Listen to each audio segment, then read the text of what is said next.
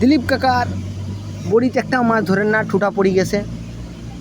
দেখতেই পারছেন বড়ি নিয়ে খাড়া আছে, কিন্তু একটাও মাছ ধরছে না, ঠুটা পড়ে গেছে বড়ির মাঝে।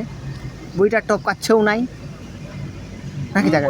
কিছু কো কাকা, কিছু কো, কিছু কো কাকা, কিছু কো কাকা, কো কিছু কো কাকা।